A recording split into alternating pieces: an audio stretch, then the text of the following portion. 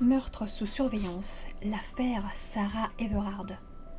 Ce soir, je reviens sur une affaire, un crime qui a secoué l'Angleterre. Le meurtre de Sarah Everard, 33 ans, responsable marketing. C'est une jeune femme belle, attentionnée et forte, selon ses proches, qui tente de comprendre ce qui est arrivé à Sarah, disparue brutalement le 3 mars 2021 sur le chemin de son appartement londonien. Sarah Everard a été la victime d'un crime odieux. Qui plus est, l'auteur de son meurtre devait être à la base une personne en qui nous devrions tous avoir confiance. Le meurtre de Sarah va bouleverser toute l'Angleterre, mais sa mort va aussi mettre le doigt sur un problème, ce que les femmes peuvent subir dans les lieux publics. Je ferai très certainement beaucoup d'erreurs et ma vidéo sera aussi moins bien faite que celle de Charlie Frigoul. Mais restez quand même, je traite l'affaire à ma façon. Alors oui, l'affaire est résolue. Et elle fut résolue en grande partie grâce aux caméras de vidéosurveillance de la ville la plus surveillée d'Europe. Pourtant, cela n'a pas empêché un homme de passer à l'acte, en sachant très bien qu'il sera forcément vu, suivi par ces caméras. Cela n'a pas empêché non plus Sarah Everard de rencontrer son meurtrier, sous le regard robotique et froid d'une machine qui a permis de mettre son meurtrier sous des verrous. La machine n'empêche pas le crime, mais permet de le résoudre. Bonsoir à toutes et à tous, j'espère que vous allez bien. Bienvenue dans Binder, meurtre sous surveillance, l'affaire Sarah Everard. De la disparition aux aveux d'un policier. Le 3 mars 2021, Sarah se rend au domicile d'un ami, à Clapham, un quartier relativement aisé au sud de Londres. De belles maisons et villas bordent les routes. Un petit quartier à l'ancienne en Angleterre, comme on en voit dans les films ou séries So British. Avant d'aller à la soirée, Sarah s'arrête en boutique, prendre une bouteille de vin. Il est 17h30 environ. Puis elle reprend la route, ses écouteurs ou casque Bluetooth sur les oreilles. Nous sommes, durant cette période, en plein Covid en 2021. Il y a encore beaucoup de périodes de confinement, en tout cas un peu moins qu'en 2020. Mais Sarah et ses amis veulent se voir pour un petit repas entre potes. Sarah prend le risque de se déplacer seule durant cette période. La soirée se passe très bien et en fin de soirée, Sarah repart chez elle, à pied et seule dans les rues vides de la ville. Confinement oblige, on se rappelle tous de ces rues désertes à partir de 19h30-20h. Sarah a une grande distance à parcourir à pied, entre 45 minutes et 1 heure de marche, pour rentrer chez elle à Brixton. Elle quitte l'appartement de son amie vers 21h. Sur la longue route qu'elle a à faire pour rentrer chez elle, Sarah appelle son copain. Il est 21h15 quand elle est vue au téléphone par des caméras. L'appel dure environ un quart d'heure. Ensuite, Sarah se retrouve seule, mais elle n'est plus très loin de chez elle. Puis, étrangement, à 21h30, tout se coupe. Sarah devient injoignable et elle ne va plus donner aucune nouvelle. Ses amis, son copain, auront beau l'appeler, rien. Plus personne au bout du fil. Sarah s'est volatilisée dans les rues dépeuplées de Brixton. Mais les caméras de vidéosurveillance de la ville permettent très vite d'identifier un homme, un policier, Wayne Couzens. Il est aperçu par des caméras aux environs de 21h35 en compagnie de Sarah. Il serait donc la dernière personne à l'avoir vu en vie. L'homme est-il un témoin ou un suspect? Très vite, il devient un suspect, car le 9 mars, il est arrêté dans sa maison située dans le Kent, près d'Ashford, pas très loin de Douvres. Dans la maison, Wayne est arrêté, menotté, et on lui pose les premières questions. En voici quelques images. C'est durant ce premier interrogatoire que Wayne explique avoir livré Sarah à 2 personnes à bord d'un van blanc. Wayne donne beaucoup de détails sur les 2 personnes en question, même sur le lieu du rendez-vous. En gros, Quelques jours auparavant, il a été approché par des personnes qui, contre un petit peu d'argent, lui auraient demandé de lui livrer une femme. Contre un petit peu d'argent et des menaces auprès de sa famille. Et comme l'homme est en faillite financière et qu'il a très peur de ces mecs, eh bien il l'a fait. Il a enlevé une jolie fille au hasard, puis l'a livrée à des hommes. Mais visiblement, c'est un peu trop gros pour les enquêteurs, qui ne croient pas un mot de ses aveux. Et après quelques heures d'interrogatoire, Wayne avoue avoir enlevé, violé, tué, puis brûlé le corps de Sarah. Les policiers fouillent la maison et la voiture de Wayne. Ils découvrent dans celle-ci ce qui restait de la carte SIM de Sarah.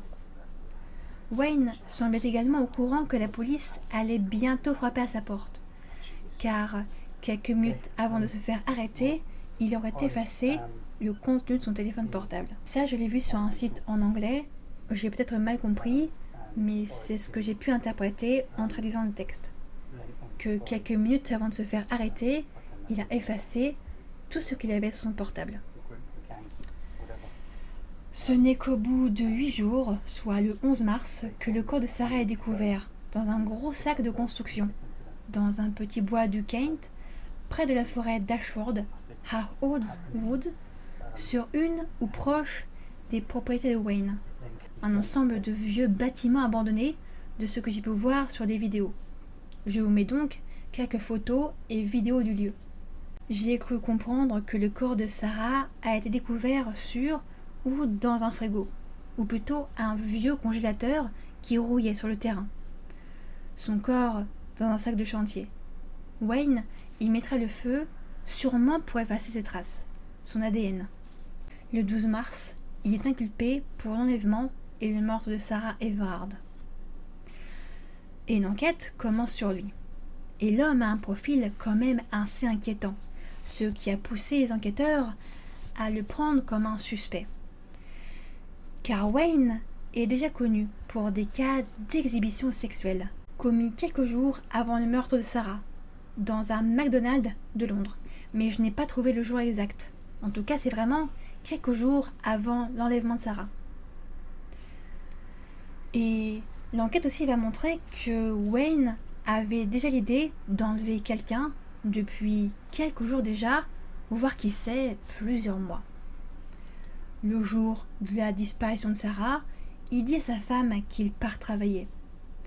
Mais il ne va pas aller travailler tout de suite, car durant 2 longues heures, il va sillonner les rues de Londres. Pour faire quoi? Lui qui s'occupe de la sécurité des diplomates, en tout cas de bâtiments diplomatiques. Eh bien, pour chercher une victime. Wayne est en chasse, et ce n'est pas sa première fois. Car les 23 janvier, 5 et 14 février, Wayne arpente les rues de Londres avec une voiture de location qu'il a effectuée près de chez lui, à Douvres, et sa carte de police en poche. Après l'échec du 14 février, il ne trouve personne à enlever, aucune femme à agresser, il semble avoir abandonné. Mais le 28 février, il loue une nouvelle voiture et parcourt Londres encore et encore. On le voit sur une caméra de surveillance d'un magasin. Visiblement, l'homme est en chasse depuis plusieurs semaines, voire même au moins 3 mois. Il y a beaucoup d'éléments, le corps de Sarah et ses aveux. Le procès peut donc s'ouvrir. Le procès. Lors du procès qui s'ouvre en septembre 2021, on va brosser le profil de Wayne, son profil psychologique. Mais je ne vais pas en parler. Je ne suis pas spécialiste de la question. Et peut-être que plus tard, dans quelques années, des youtubeurs ou youtubeuses spécialisées en parleront. On va surtout mettre en avant le fait qu'il ait profité de son statut de policier pour contraindre Sarah à monter dans sa voiture de location. Se faisant arrêter par un policier qui montre sa carte, Sarah n'avait d'autre choix que d'obtempérer. Wayne la menotte et la place à l'arrière du véhicule. Cela est prouvé grâce aux nombreuses caméras qu'il y a en ville. Après l'avoir menottée et la placer à l'arrière, il l'attache avec la ceinture de sécurité. Donc à cet instant, Sarah ne peut plus bouger du tout. Il roule avec la voiture de location jusqu'à Douvres. Ensuite, il place Sarah dans sa voiture personnelle. Puis il se dirige vers un bois tout proche. Là, Wayne viole Sarah. Et, sachant très bien qu'il ne peut pas la laisser partir vivante, il va l'étrangler avec sa ceinture de policier. Le lendemain matin, il en profite pour se prendre une petite collation, un bon petit déjeuner, avant de finir le boulot. Il en profite également pour détruire le portable de Sarah. 2 jours plus tard, avec sa propre voiture, Wayne remplit un jerrycan d'essence pour mettre le feu au corps de Sarah. Il achète également des sacs poubelles ou des sacs de chantier dans une boutique toute proche. Le 30 septembre 2021, Wayne Couzon est reconnu coupable de l'enlèvement, du viol et du meurtre par strangulation de Sarah Everard. Il est condamné à la prison à vie, Whole Life Tariff, soit une peine de prison incompressible. Il mourra en prison, quoi. Une peine tout à fait justifiée, car pour le juge, il n'y a aucun doute quant au caractère prémédité du crime. Il purge sa peine actuelle à la prison pour hommes de catégorie A, de Falkland à Durham. Et l'homme donc n'en sortira jamais. Après tout, il avait prévu son crime depuis longtemps, puisque depuis au moins janvier 2021, il parcourait Londres à la recherche d'une cible. L'enlèvement, le viol et le meurtre de Sarah a mis en lumière un point sensible sur le quotidien des femmes dans le pays. Beaucoup, sur les réseaux sociaux, ont partagé leur inquiétude quant à leur sécurité lorsqu'elles se promènent seules en ville. Le 13 mars se tient une manifestation en mémoire de Sarah, également dans le but de mettre les mots sur la peur que peuvent ressentir les femmes lorsqu'elles sont seules en ville, dans le métro ou n'importe où, et même sur les réseaux sociaux. Mais la manifestation tourne court et est rapidement interrompue dans la violence par les forces de l'ordre. Son comportement de la police ce jour-là a été pointé du doigt par la population, mais également par les politiques. Sur Reddit, j'ai pu avoir accès à certains articles de presse, certains posts Twitter, qui ont raconté certains événements durant les manifestations. Je cite un exemple en particulier, celle d'une jeune femme, Patsy Stevenson, qui durant la manifestation du 13 mars 2021 s'est fait arrêter, et qu'après cela, un certain nombre de policiers l'auraient contactée sur une application de rencontre, et que cela l'avait terrifiée, déclarant à la presse avoir eu l'impression que c'était de l'intimidation. Sarah Everard trouve la mort à l'âge de 33 ans, prise au piège dans une rue de Londres, arrêtée par un policier, ou plutôt un homme qui cherchait depuis plusieurs semaines une victime, une proie, et qui a profité de son statut de policier pour faire monter Sarah dans sa voiture, avant de l'agresser et de la tuer avec sa ceinture de policier. Ensuite, il se débarrasse du corps de sa victime dans un terrain tout proche de chez lui.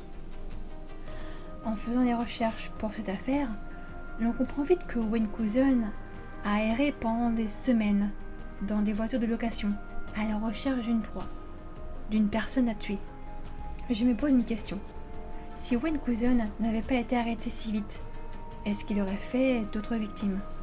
Serait-il devenu un tueur en série? Mais aussi, pourquoi est-il passé à l'acte? Pourquoi un individu passe-t-il à l'acte meurtrier? Je vous remercie d'avoir regardé ou écouté cette vidéo jusqu'au bout. Je vous invite à partager vos ressentis en commentaire. Je vous donne rendez-vous mercredi prochain pour une nouvelle histoire.